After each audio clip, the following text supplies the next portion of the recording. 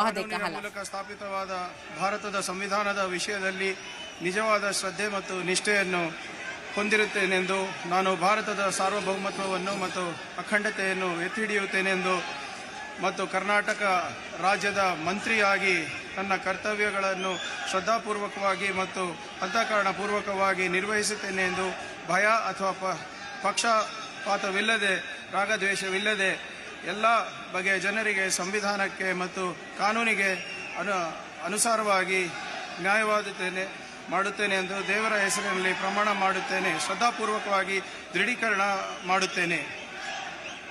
ನಾನು ಪ್ರಿಯಾಂಕ್ ಖರ್ಗೆ ಎಂಬ ಹೆಸರಿನ ನಾನು ಕರ್ನಾಟಕ ರಾಜ್ಯದ ಮಂತ್ರಿಯಾಗಿ ನನ್ನ ಪರ್ಯಾಲೋಚನೆಗೆ ತರಲಾಗುವ ಅಥವಾ ನನಗೆ ತಿಳಿದು ಬರುವ ಯಾವುದೇ ವಿಷಯವನ್ನು ರಾಜ್ಯದ ಮಂತ್ರಿಯಾಗಿ ನನ್ನ ಕರ್ತವ್ಯಗಳ ಯುಕ್ತ ನಿರ್ವಹಣೆಗೆ ಅಗತ್ಯವಾಗಬಹುದಾದ ಸಂದರ್ಭದಲ್ಲದೆ ಅನ್ಯಥಾ ಯಾರೇ ವ್ಯಕ್ತಿಗೆ ಅಥವಾ ವ್ಯಕ್ತಿಗಳಿಗೆ ಪ್ರತ್ಯಕ್ಷವಾಗಿ ಅಥವಾ ಪರೋಕ್ಷವಾಗಿ ತಿಳಿಸುವುದಿಲ್ಲ ಅಥವಾ ಬಹಿರಂಗಪಡಿಸುವುದಿಲ್ಲ ಎಂದು ದೇವರ ಹೆಸರಿನಲ್ಲಿ ಪ್ರಮಾಣ ಮಾಡುತ್ತೇನೆ. ಶ್ರದ್ಧಾಪೂರ್ವಕವಾಗಿ ದೃಢೀಕರಣ ಮಾಡುತ್ತೇನೆ.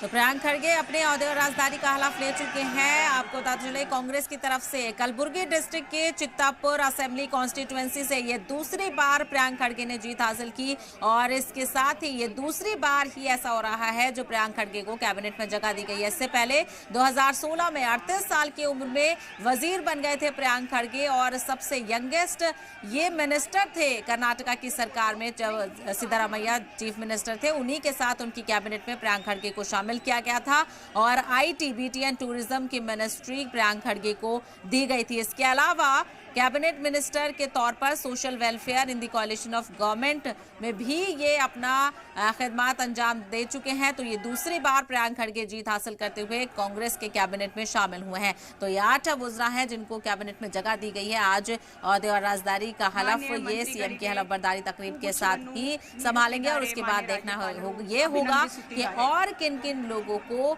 इस कैबिनेट में शामिल किया जाता है। तो फिलहाल अभी ये 8 ही नाम है, 8 ही लोग हैं जो आज अपने ओहदे और राजदारी का हलफ ले रहे हैं सीएम और डिप्टी सीएम के साथ ही। तो पूरे स्टेज पर तमाम तर लीडरान मौजूद हैं। कैबिनेट के 8 वुज़रा भी मौजूद हैं जो अपने ओहदे और राजदारी का हलफ एक एक करके लेते हुए नजर आ रहे हैं।